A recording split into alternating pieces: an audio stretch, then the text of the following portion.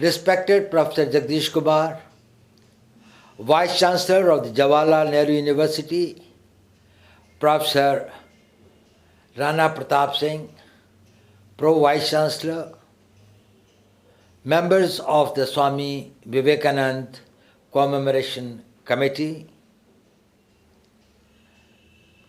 esteemed faculty members, dear students and friends.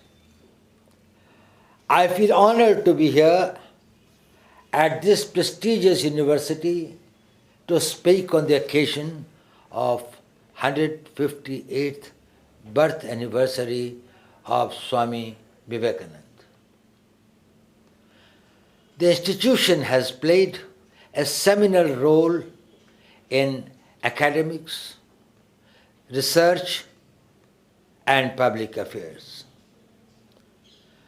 Two of our senior-most cabinet ministers today, Srimati Nirmala Sitharaman and Dr. Jaishankar, are the products of this university, and the country is proud of their contribution. I feel especially privileged as today's function happens to be the first Swami Vivekananda Youth Festival being organized by the university. Friends, Swamiji was a revolutionary young monk who rekindled the hopes and recharged the spirit of India at a time when the common Indian was exhausted, felt hopeless, and had lost faith and confidence in himself and his destiny. His self-esteem and sense of dignity stood at its lowest ebb. It is rare that we attribute the term revolutionary to a spiritual man. Faith systems glorify the past and are hence traditionalists. Revolutionaries, on the other hand, want change, and that too at a fast pace. The means suggested by them also are often in conflict with the norms and ethos of their times. Swamiji challenged prevalent norms of religion, social practices, and individuals' self-perception. When in Lahore, he exhorted his countrymen that all, and let me quote, vain gods vanish from your minds, unquote. And he said that Mother India is the only God. He was trying to awaken the dormant spirit of India, which was in deep slumber. It is only a revolutionary monk like him who could say, and I quote, kick out the priests who are always against progress, because they would never mend their ways and their heart would never become big. And end quote. And yes, he was a great Hindu missionary who was first to make the world realize the high spiritual content and exalted glory of Hinduism. He enthralled the World Parliament of Religions in Chicago in 1893 with his historic address, and the world started looking at Hinduism with a new perspective, with a new respect. His passion for the country impelled him to shake the conscience of every Indian. He asked them, do you love your country? And if yes, then come, let us struggle for higher and better things. Look not back, not even if you see your dearest and nearest cry. Only a man of his spiritual stature, indomitable will, passion for the country, and love for humanity could achieve what he did. He made multitude of Indians believe in themselves and take responsibility of their destiny that ultimately led to India's independence from a tyrant colonial rule. Let us try to understand the age and times in which he was propagating his message, both within the country and outside. The British colonial power was at its pinnacle. The country was politically subjugated, economically impoverished, socially fragmented, and psychologically people had been stunned to silence.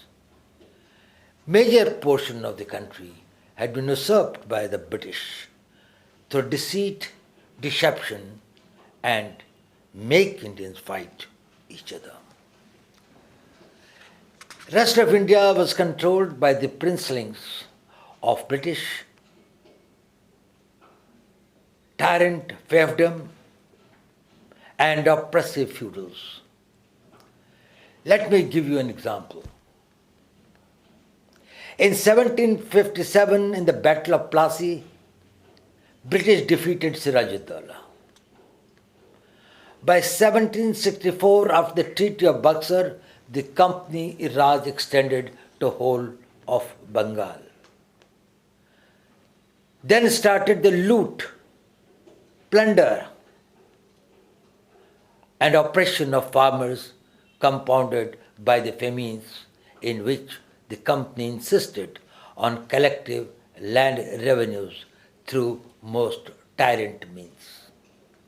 Within 5 years of the company rule, a famine ensued that Amrita Sen calls the man-made famine by the British.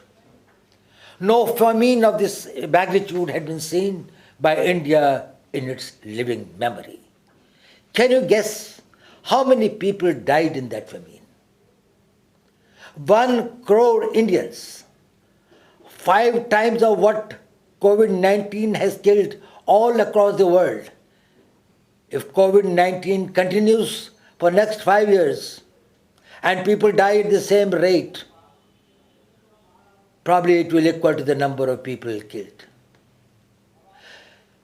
Can you imagine the pain and agony of the society, 30% of whom had died of starvation and could not utter a word about it due to fear? But this was the lesser tragedy. The bigger tragedy was that degraded Indian society had accepted it as a norm. They had reconciled to a destiny where they felt it cannot be changed. They were left with no courage to collectively raise their voice against it. Poverty, want, and hunger even forced many to join what was called the native armies and police forces to suppress their own countrymen. I do not know how many of you in JNU have heard the name of Bharatendu Harishchandra. He is the acknowledged father of modern Hindi literature. He too died young at the age of 35. In 1880, he authored the first Hindi drama in prose, named Bharat Durdasha, the misery of India, in which he lamented the pathetic state of the country. But what is painful is the way he concluded it. That is the most touching part. He said, रोएं सब मिलके आओ भारत भाई, हाय भारत दुर्दशा अब देखी न जाई. He calls the countrymen to come and weep together, as the misery of India cannot be tolerated anymore. This was the reality of the time of Swami Vivekananda. A meek submission to evil. Friends, in life it matters what happens to you. But what matters more is how you respond to it. What was happening to India was distressing. But what had happened to its patriotic zeal, to its self-confidence, to its lofty spirit was pathetic. Swami Vivekananda is unique because he realized it. As a young man with no resources and few supporters, he plunged himself in the battleground to awaken the sleeping India. It is in this backdrop that Swami Vivekananda India gave the clarion call, and I quote, "Arise, awake, and stop, not until the goal is reached," unquote. The state of being was intolerable and unacceptable to him. He derived his energy from India's spiritual past and its strength. He exhorted the people, strength is life, weakness is death. Friends, the struggle of life is all about converting the state of being into a state of becoming. That is changing the present, the existing ones, to your aspirational levels. Those who are able to do it are successful, and those who fail to are the losers. Let me tell you a very interesting anecdote of my life. Nearly 50 years back, I was posted in the Northeast. At that time, there were few roads, and one went from one place to another, walking through thick forests, hills, and water streams. I was in my mid-20s, and I might have been slightly older than most of you here.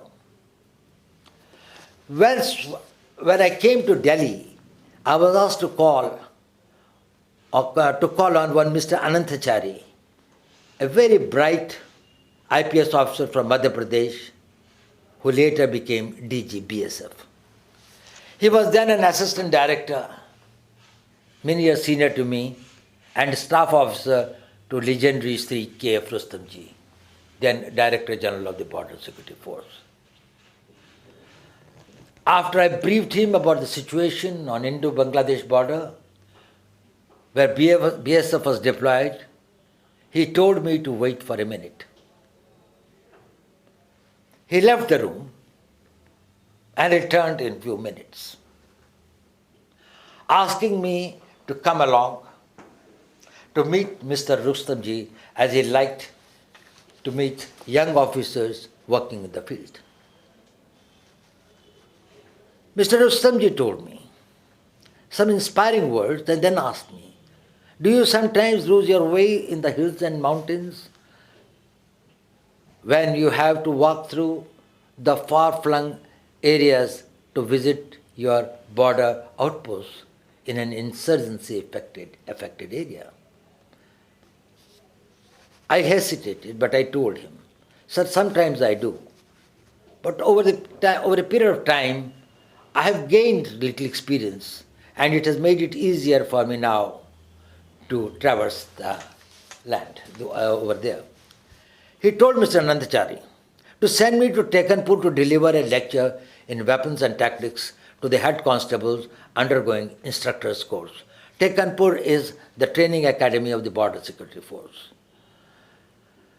That was a common practice those days for IB officers to go for lectures in training and hold training classes for the forces and security agencies on specialized subjects. So when I went there to lecture to a class of about 20 head constables who are going to be the instructors, I asked the class a question: "What do you think is the most important subject in the weapons and tactics in an insurgency area for the new recruits?" A young head constable stood up and said, "Sir, map reading." I asked him why map reading and many other things. You have to camouflage, you have to protect yourself, you have got to take positions, you have got to see that you are not under the fire of an ambush. He told something which left an incredible impression on me for many, many years and even today. He told me,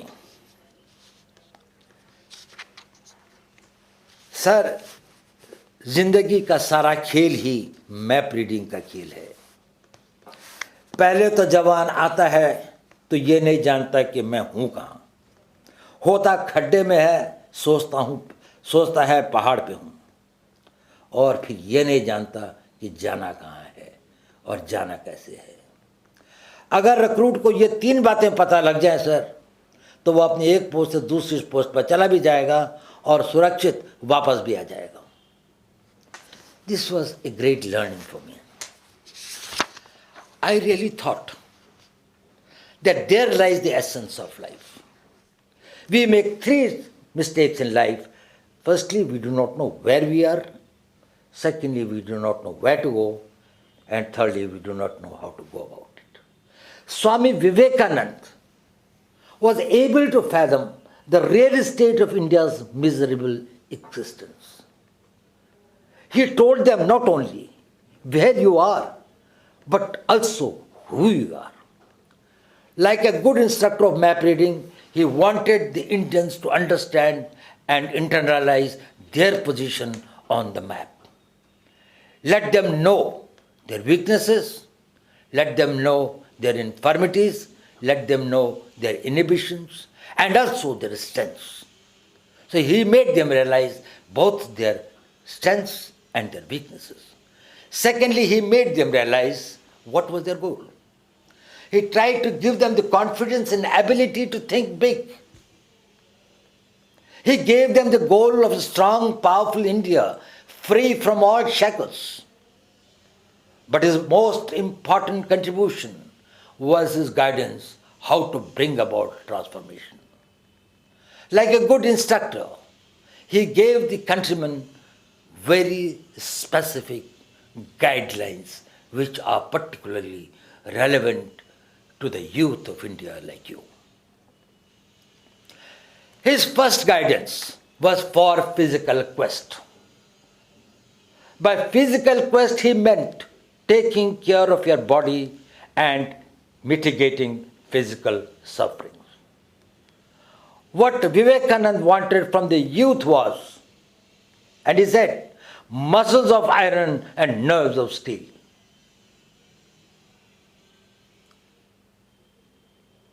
His second expectation from the youth was the social quest. He exhorted the youth to serve God in man. He preached that the way to spiritualism was through serving the poor, the destitute, the homeless, ignorant, and weak. He asserted that the first God we have to worship are our own countrymen. His third important direction to the youth was for intellectual quest. He insisted that we will not be able to rebuild a strong India without education and empowerment of people through knowledge. He cautioned, and I quote, "Education is not the amount of information that is put into your brains and runs right there, undigested all your life. We must have life-building, man-making, character-making assimilation of ideas." And I unquote. His next appeal was for spiritual elevation of all human beings. He profusely wrote and preached about dhyan, sadhana, and yoga. He told the youth that they should learn many things from the West, but must have faith in their own spiritual heritage. Lastly, He gave us the guidance for nation building. His vision of India was that of a transformed society inspired by dignity, freedom, and individual excellence, deeply rooted in strength, love, and service. He exhorted the youth to focus their individual and collective energies to build a strong and powerful India.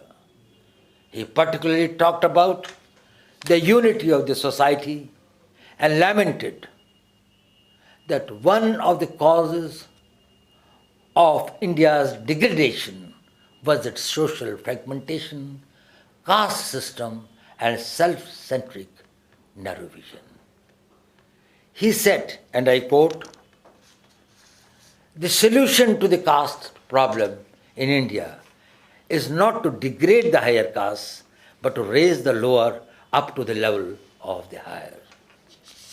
Well, friends, we Indians of today are very fortunate. We are living and breathing in a free India. We are on the threshold of a great leap forward. Indian youth of today is globally competitive, full of confidence and bursting with energy to march ahead.